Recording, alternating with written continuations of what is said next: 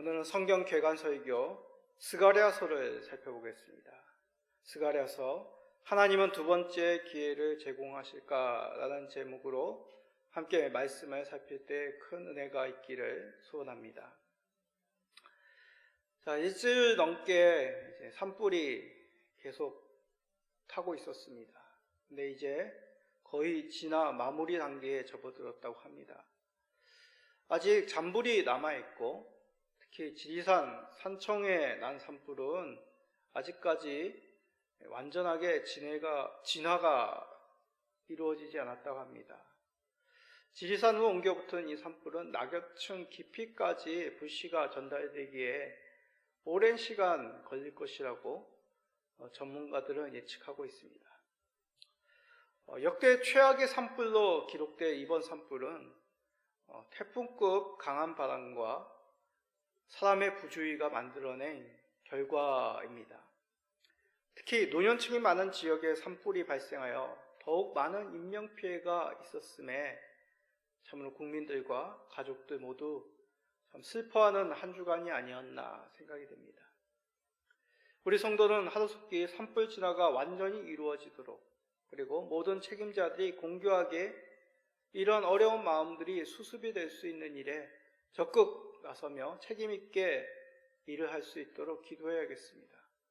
또한 우리가 할 수 있는 부분, 물질을 나눌 수 있는 그런 부분에 힘써서 우리가 또한 도와나가야겠습니다. 저도 강도사 시절에 저희가 살던 사택이 불이 난 적이 있었습니다. 대부분의 가산을 잃어버렸고, 그때의 막막함은 무엇으로 표현하기도 힘듭니다. 그러나 이런 예상치 못한 불로 인한 그 어려움, 오히려 성도들의 사랑을 확인받는 통로가 되었습니다. 교회와 성도들의 섬김으로 새로운 가재도구를 샀고, 무엇보다도 사고로부터 가족 모두 몸 상황 없이 지켜주신 하나님께 감사하는 시간이 되었습니다. 여러 어려움이 있을 때 다시 그때의 기억을, 교훈을 되새기면 하나님께서 우리를 지켜주시고 보호하시는구나 라는 것을 다시 되새길 수 있습니다. 지금도 동일하신 하나님이시겠죠. 그러니 우리의 삶 또한 지켜주시고 우리를 건져주셨듯이 우리의 삶, 어려운 삶 속에서도 건져주실 것을 확신할 수 있습니다. 사실 모든 성도들의 인생은 하나님께서 다시 기회를 주신 재생명, 다시 얻은 생명의 삶이라고 할 수 있습니다. 다시 기회를 주셨다고 하여서 우리 육체적인 숨이 멎었다는 의미는 아니겠죠. 예수 그리스도로 인해 새로운 생명, 하나님의 자녀로 새 삶을 얻었다는 뜻입니다. 그리스도인들이 이 사실을 잊는다면 그리스도인이라고 말할 수가 없습니다. 그만큼 그리스도로 말미암아 우리는 거듭남, 새로운 생명을 얻었음을 잊지 말아야 됩니다. 이러한 내용은 신약을 살아가는 우리에게만 주어진 말씀이 아닙니다. 구약 백성들에게도 이러한 복된 소식을 하나님께서 전하셨고 소망하게 하셨습니다. 이것이 대표적으로 오늘 우리가 살펴볼 스가랴서에 담겨져 있는 메시지입니다. 오늘 말씀을 살펴보므로 하나님께서 우리에게 주신 두 번째 기회, 새로운 삶을 어떻게 전하셨는지를 살펴봅시다. 그리하여 우리에게 전하시고 완성하신 새로운 생명, 예수 그리스도로 말미암아 얻게 되는 이 새로운 기회, 그 속에서 성도로서 삶을 소중히 여기며 의미 있게 하나님 백성답게 살아가시는 우리 모든 성도님 되시기를 간절히 간구드립니다. 자, 먼저 스가랴서에 대해서 간략히 설명하겠습니다. 왜냐하면 이 스가랴서를 읽어보셨습니까? 읽어보면 이해가 그렇게 쉽지가 않습니다. 스가랴서의 많은 부분이 환상을 통하여 전하시는 예언이기 때문입니다. 그러게 이 환상에 대한 해설적인 지식이 없으면 바르게 이 환상의 내용을 이해하지 못하게 됩니다. 잘못 이해하는 것보다 차라리 모르는 것 그러면 좋은 것 아닌가요? 라고 생각하기 수도 있겠습니다. 그래서 우리가 스가랴서를 좀 알아야 됩니다. 스가랴서는 현실을 통하여 미래에 하나님께서 이루실 그 하나님의 뜻을 담아서 말씀하고 있습니다. 스가랴 선지자는 우리가 지난 시간에 살펴본 학계 선지자와 같은 시대에 활동하였던 선지자입니다. 바벨론 포로에서 귀환하였지만 돌아온 모국 땅 이스라엘의 그 막막한 현실은 바로 폐허가 된 고국의 땅, 폐허가 된 예루살렘, 폐허가 된 성전이었습니다. 이 막막한 현실 가운데 하나님께서는 스가랴를 통하여 현실을 넘어 하나님이 나타내시고자 하시는 그 뜻을 품고 소망하라고 환상을 보여주신 것입니다. 이것이 바로 성경을 통하여 하나님이 보여주신 환상의 의미입니다. 현실은 암담하고 막막하지만 하나님께서 환상, 다시 말해 이상을 말씀하여 주심으로 백성으로 하여금 하나님 나라를 꿈꾸게 만드는 것이죠. 소망하게 만드는 것입니다. 현실을 뛰어넘어 현실의 어려움을 극복하여 새로운 삶, 하나님이 주실 그 구원을 소망하게 하는 것이죠. 그러기에 우리는 스가랴를 통하여 보여주신 그 소망의 내용을 알아야 이 답답한 현실 속에서 하나님의 꿈을 품게 되는 것입니다. 자, 구체적으로 봅시다. 첫 번째, 하나님께서는 자신의 다스림을 통해 두 번째 기회를 품게 만드십니다. 스가랴서는 크게 1장부터 8장까지 그리고 9장부터 14장까지 두 부분으로 구분할 수 있습니다. 특히 첫 번째 1장부터 8장까지의 대부분의 내용은 8개의 환상에 대한 말씀입니다. 스가랴서 하면 가장 이 부분이 회자가 됩니다. 그만큼 내용도 어렵고 스가랴서에서 가장 많은 부분을 차지하고 있는 내용입니다. 자, 개관설교 가운데 이 8개의 환상의 내용을 일일이 다 하나씩 설명하기는 좀 시간이 벅찹니다.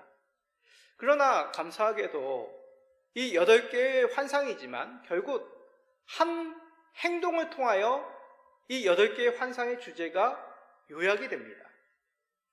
일명 대제사장 여호수아에게 면류관을 씌우는 행동입니다. 자, 그러면 질문이 생기죠. 왜 하나님께서는 스가랴를 통하여 은과 금으로 만든 이 면류관을 만들어서 대제사장인 여호수아에게 관을 씌우라 라고 명령하신 걸까요? 이에 대한 말씀을 통한 답을 살펴봅시다. 스가랴서 6장 12절입니다. 말하여 이르기를 만군의 여호와께서 이같이 말씀하시되 보라, 싹이라 이름하는 사람이 자기 곳에서 돋아나서 여호와의 전을 건축하리라. 자, 8개의 환상의 내용이지만 하나님께서 온 세상을 감찰하시고 살피시고 이스라엘을 괴롭힌, 하나님의 백성을 괴롭힌 압제자들을 제압하시고 하나님의 성전과 예루살렘을 다시 회복시킬 것이다. 이것이 바로 8개의 환상에 대한 내용입니다. 그 일을 행하는 사람, 그 사람이 바로 기름 부은 받은 대제사장이라는 것이죠. 그 당시 대제사장인 여호수아에게 이 은금으로 만든 면류관을 씌움을 통하여 하나님께서 세상을 평정하시고 압제하던 그 원수들을 제압하시고 하나님의 백성, 하나님의 성전을 다시 회복하실 것이다 라는 그 뜻을 대제사장 여호수아에게 면류관을 씌움으로 나타내어라 라는 것입니다. 그래서 12절에 얘기하는 싹이라 이름하는 사람, 이 사람이 바로 하나님께서 세우실 궁극적인 대제사장이라는 얘기죠. 우리는 이런 스가랴를 통한 하나님의 말씀, 환상을 통한 이 말씀 속에서, 이 행동 속에서 그 하나님의 깊으신 뜻을 깨닫게 됩니다. 현실은 암울하고 답답하지만 그 속에서도 하나님은 준비하고 계시다는 것이죠. 하나님께서 그 뜻을 준비하시고 하나씩 그 일을 만들어가고 계시다는 것입니다. 예전 찬란했던 다윗 성전은 돌 하나 남김없이 무너졌지만, 그리고 다시 세울 성전은 이방인들의 회복으로 언제 재건될지 알 수 없지만, 하나님은 그러한 암담한 현실 속에서 성전을 세우실 뜻을 가지시고 소망을 품으시고 다스리고 계시다는 것이죠. 그 속에서 하나님은 스가랴에게 환상을 보여주십니다. 분명한 하나님의 소망을 나타내시고 반드시 하나님께서 기름 부음 받은 대제사장을 통하여 성전을 재건하실 것이라고 직접 보여주고 계신 것이죠. 15절에 그것을 분명하게 나타내십니다. 자, 6장 15절 읽어봅시다.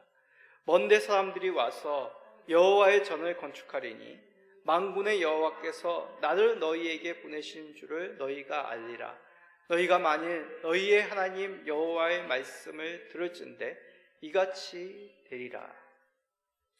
먼데 사람들, 즉 지금 예루살렘에 돌아온 이 귀환한 예루살렘 이스라엘 백성만이 아니라 각지의 온 이방인들도 함께 나와 여호와의 전을 건축할 것이라, 그렇게 예언하신 것이죠. 우리는 이 말씀 속에서 분명히 하나님의 뜻을 압니다.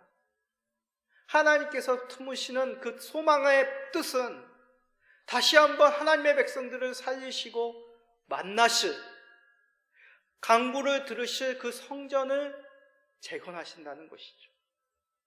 만약 우리가 스스로, 이스라엘이 스스로 자기의 힘으로 이 일을 이루려고 결심한다면 그것은 소망이 되지 못합니다. 왜요? 현실에 막혀 연약하고 이 문제를 풀어나가 해결할 힘이 없기 때문이죠. 그러나 이 냉혹한 현실을 극복하시는 분은 우리 하나님이십니다.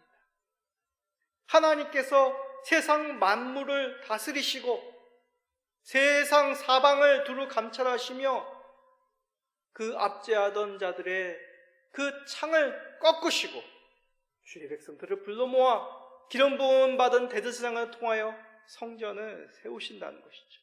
이것이 분명한 하나님의 뜻입니다. 내 생각에 주도권을 두지 않을 그 이유가 여기 있는 것이죠. 하나님께서 세상을 다스리십니다. 하나님께서 다스리시는 그 주권 가운데 우리는 두 번째 기회를 맞이하게 된 거죠. 이스라엘 백성들이 무너진 그 성전 가운데 실패하였던 그들의 조상, 하나님만을 온전히 섬기고자 하였지만 실패했던 그들이 다시 한번 하나님께서 스가랴를 통하여 말씀해 주심으로 새로운 성전 속에서 하나님만을 온전히 섬길 그 두 번째 기회를 소망하게 하신 것입니다. 그러기에 우리도 하나님께서 다스리심을 의지할 때 하나님이 주시는 그 기회를 누릴 수가 있는 것입니다.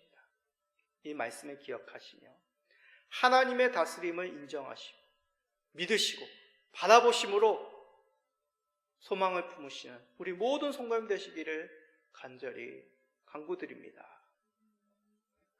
자, 그런데 하나님의 다스림을 의지하기 위해서 우리에게 반드시 있어야 될 것이 있습니다. 그것은 바로 하나님의 말씀을 듣는 것입니다. 방금 읽은 스가랴 6장 15절 마지막 부분을 다시 한번 빨간 줄로 된 것만, 빨간 글씨로 된 것만 읽어봅시다. 너희가 만일 너희의 하나님 여호와의 말씀을 들을진대 이같이 되리라. 하나님의 말씀을 들으면 하나님께서 성전을 건축할 것이다 라고 그렇게 읽힙니다. 그러나 이것은 조건이라기보다 하나님 말씀에 대한 자세, 그 순종을 강조하시는 말씀입니다. 뒤이어 나오는 스가랴 7장부터 8장까지 하나님께서 왜 이스라엘을 포로로 끌려가게 하셨는지를 다시 한번 돌아보게 하십니다. 그러면서 계속 반복되는 문구가 뭐냐면 만군의 여호와의 말씀이 내게 임하여 이르시기를 이라는 말씀입니다. 자, 계속 반복되지만 스가랴 7장 4절 한번 읽어봅시다. 만군의 여호와의 말씀이 내게 임하여 이르시되, 한번 시간이 나면 7장부터 8장까지 만군의 여호와의 말씀이 이르시되, 내게 임하여 이르시되, 만군의 여호와의 말씀이니라, 그런 부분만 찾아서 한번 표시를 해보십시오. 계속 반복이 됩니다. 만군의 여호와 하나님이란 것은 다름 아니라 보좌에 앉으신 하나님, 앞에서 말씀드렸듯이 보좌에서 이 땅을 바라보시며 다스리시고 세상을 심판하시고 세상을 구원하실 그 하나님임을 뜻하는 말씀입니다. 그 하나님께서 스가랴를 통하여 말씀을 주시어 이것을 주의 백성들에게 세상을 향하여 선포하라고 명령하신 것이죠. 다시 말해 말씀을 들으라는 것입니다. 왜 너희 조상들이 실패하였는지, 왜 멸망당하여 포로로 끌려갔는지 말씀을 들으라는 것이죠. 그러게 듣는다는 것은 단지 물리적으로 귀를 열어서 듣는다, 그런 의미만이 있는 것이 아닙니다. 듣고 마음으로 순종하라는 것이죠. 그들의 조상은 그렇게 마음으로 듣지 않았습니다. 귀를 막고 등을 돌렸으며, 오늘 스가랴서에 있는 표현을 핀다면 마음을 금강석이 뭡니까? 가장 단단한 광석, 다이아몬드입니다. 마음을 다이아몬드처럼 굳게 하여 말씀을 듣지 않았다라고 그렇게 표현하십니다. 자, 그 말씀이 7장 12절에 있습니다. 그 마음을 금강석 가까이 하여 율법과 만군의 여호와가 그의 영으로 옛 선지자들을 통하여 전한 말을 듣지 아니하므로 큰 진노가 만군의 여호와께로부터 나왔도다. 하나님의 말씀을 거부하였다는 것이죠. 이들이 하나님의 말씀을 거부하였다고 해서 하나님을 섬기지 않은 것은 아닙니다. 열심히 제사를 드리고 열심히 금식하였습니다. 그러나 참된 제사, 참된 금식이 아니었던 것이죠. 진정으로 순종하는 마음이 그들의 마음에 없었습니다. 진정으로 하나님께서 원하시는 것이 무엇입니까? 형식적인 종교 행위, 금식이 아니라는 것이죠. 진정으로 하나님이 원하시는 것은 하나님께 순전히 순종하는 마음입니다. 중심입니다. 하나님의 다스림을 인정하며 그의 말씀에 따라 삶을 맡기는 것, 그것이 하나님께서 그의 백성들에게 원하시는 것이죠. 오직 하나님만이 소망되심을 말씀을 들음으로 오직 하나님께 있음을 시인하는 것, 믿음을 표현하는 것, 이것이 바로 하나님께서 원하시는 것이었습니다. 이에 대해서 하나님은 약속하신 것입니다. 스가랴 8장 7, 8절입니다. 만군의 여호와가 이같이 말하노라.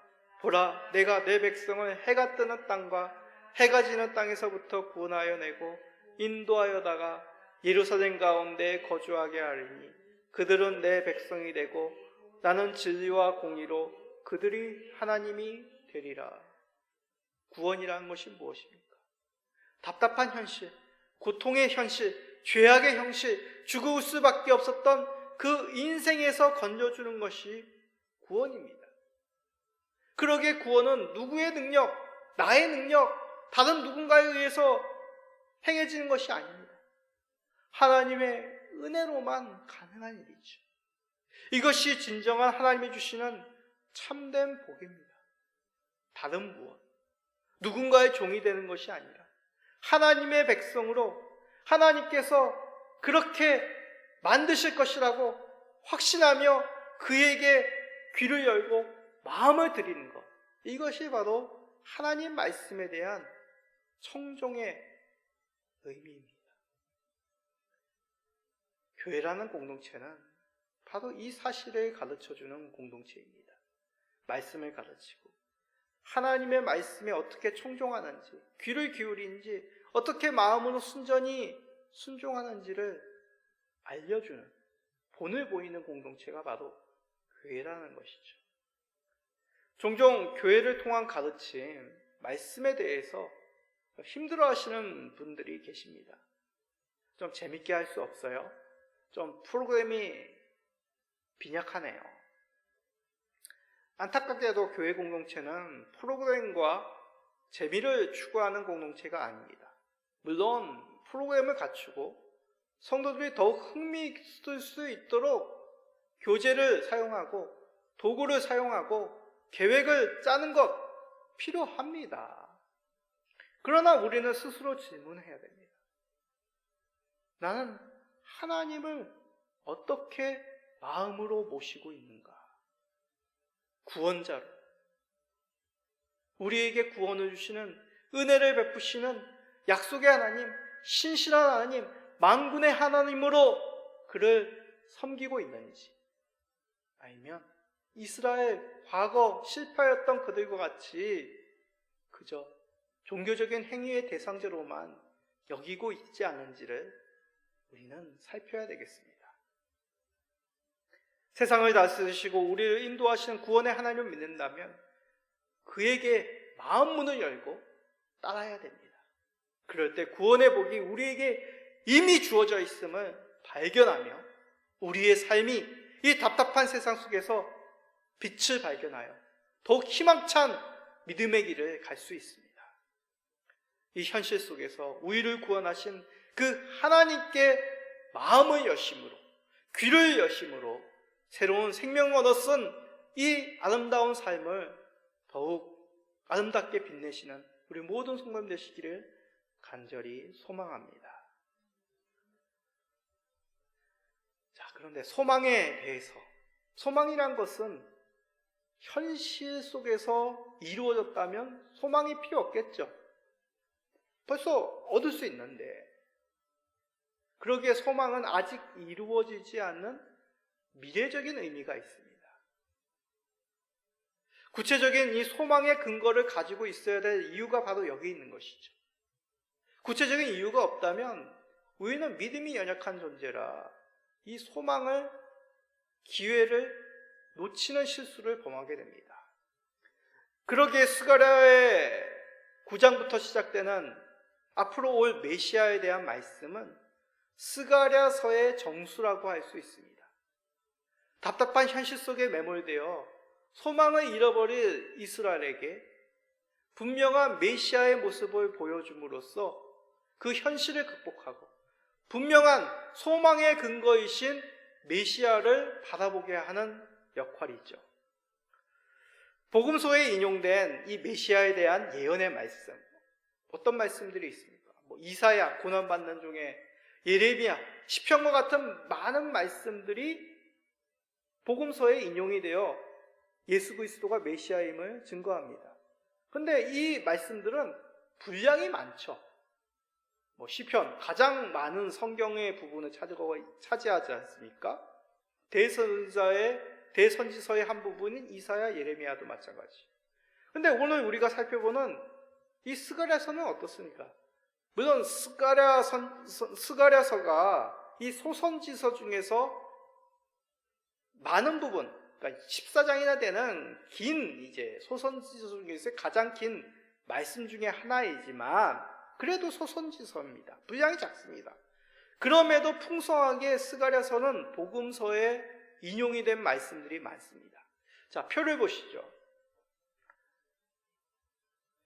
보시기에 왼쪽이 스가랴서의 말씀입니다.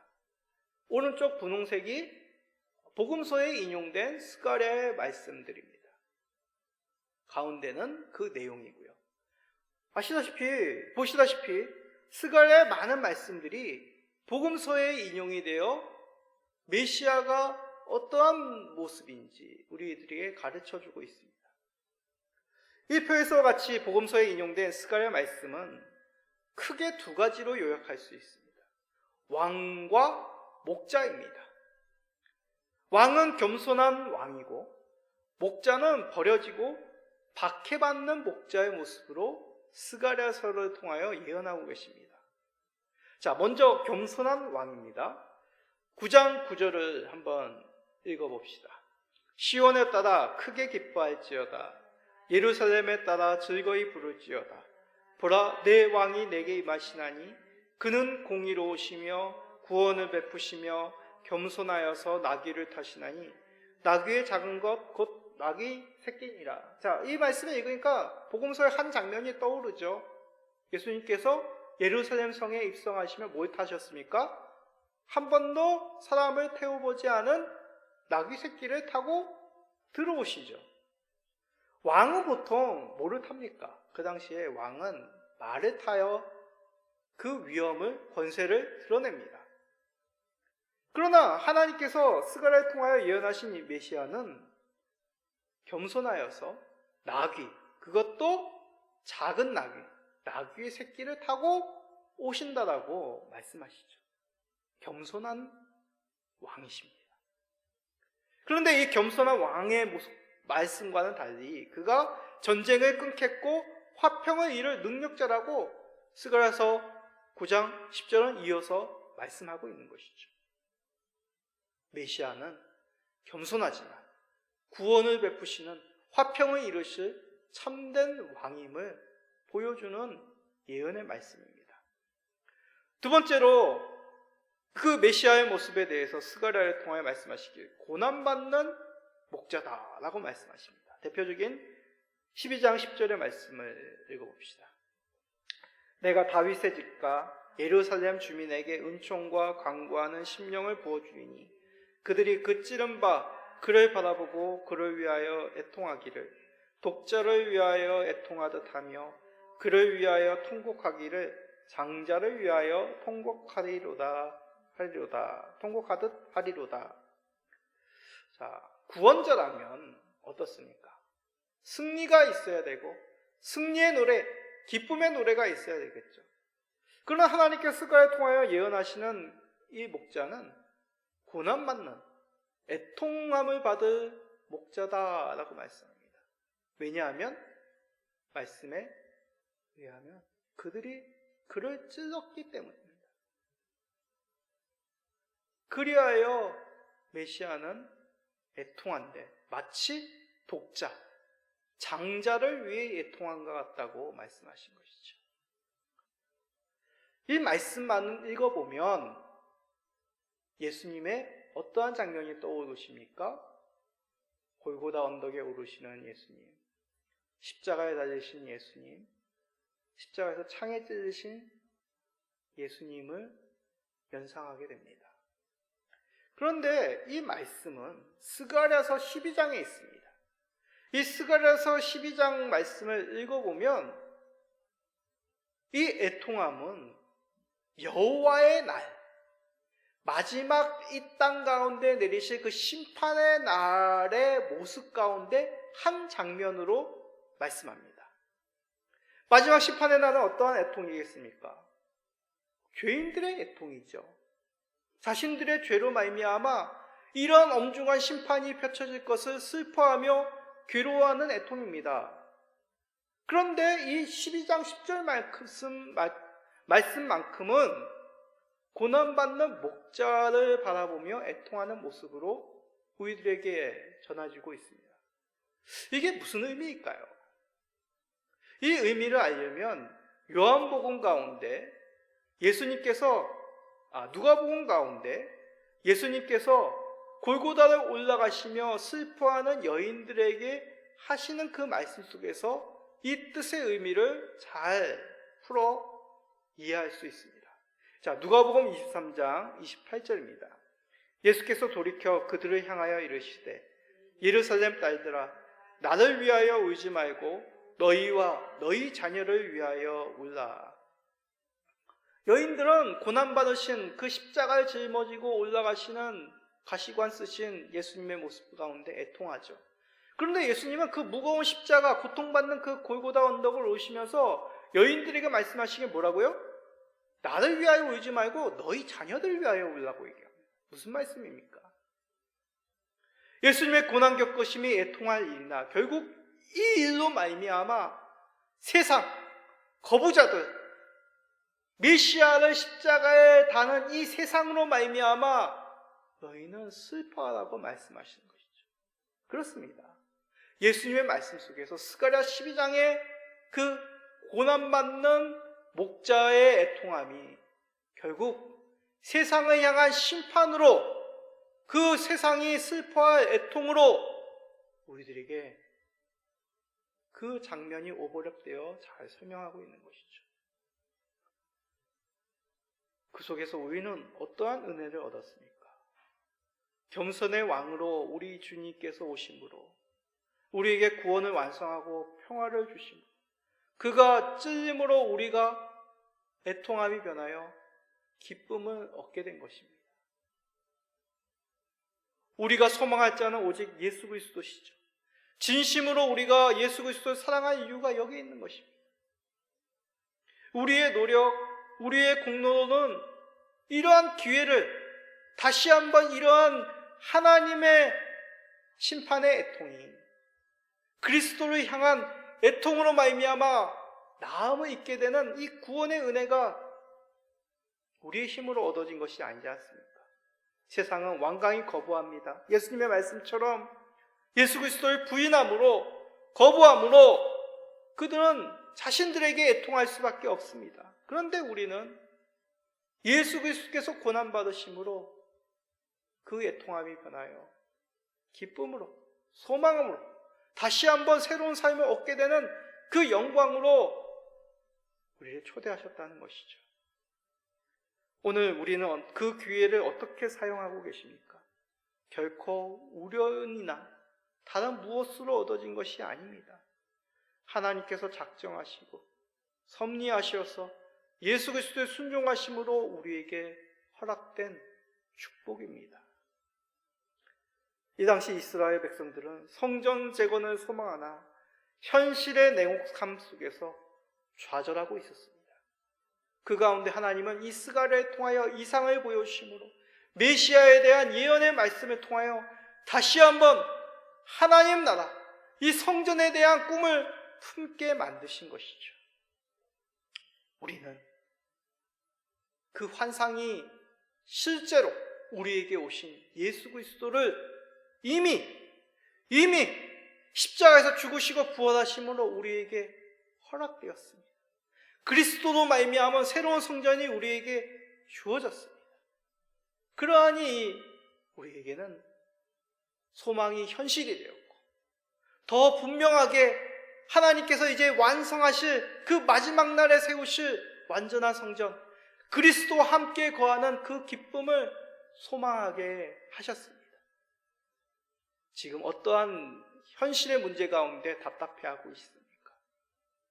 그 속에서 우리에게 주신 이 또 한 번의 기회, 예수 그리스도로 말미암은 소망과 생명을 우리 버리지 맙시다. 과거의 이스라엘처럼 불신으로, 종교의 행위로 치부하지 맙시다. 소망의 인생으로 하나님이 허락하신 이 두 번째 기회, 예수 그리스도와 동행하심으로 의미 있게 누리시는 우리 모든 성도님 되시기를 예수 그리스도의 이름으로 축복드립니다. 아멘.